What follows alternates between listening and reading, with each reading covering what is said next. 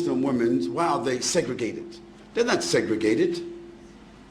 They're not segregated. They're separated. There's a difference between segregation and separation. For instance, outside here, you have toilets that say male, female, don't you? Don't you? Why? Why shouldn't there just be a toilet?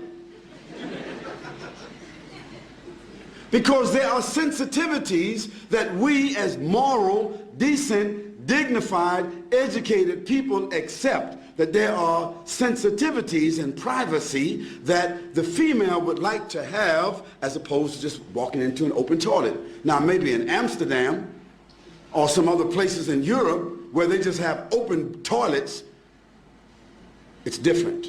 But in most cases in the world, in most places in the world, they select to have a male and a female toilet. Why? Because there's the inherent inclination of human beings to provide sensitivity for women and sensitivity for men.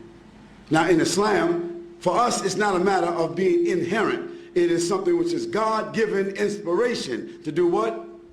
To separate the sexes. That means the genders. Doesn't mean absolute separation, like we can't see each other, we can't talk to each other, but generally, my wife just doesn't, I don't go to another man's house and I just sit down with his wife and dance with his wife, and he sit down and dance with my wife, and this is a matter of friendship. Bob, just drop over anytime you like. Okay? We don't do that. No, I come to visit Bob or Abdullah. Abdullah's wife comes to visit my wife. I don't socialize with his wife, and he doesn't socialize with my wife. Although there may be occasions where we eat together, our families socialize together, but generally, after boys and girls reach the age of 7, the Prophet said, even if they're brothers and sisters, separate them from the bed.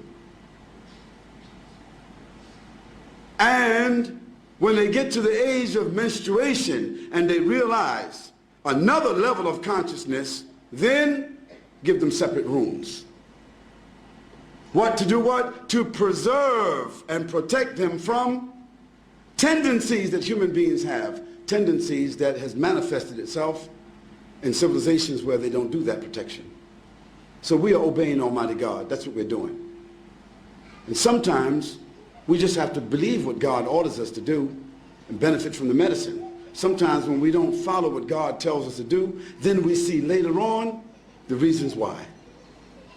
So we don't apologize for that. We say that it brings us dignity, it brings us distinction. Whether it be the hijab of the women or the separation of the men and the women, it brings us distinction, it brings us dignity and protection and morality, additional morality. That's why we do it.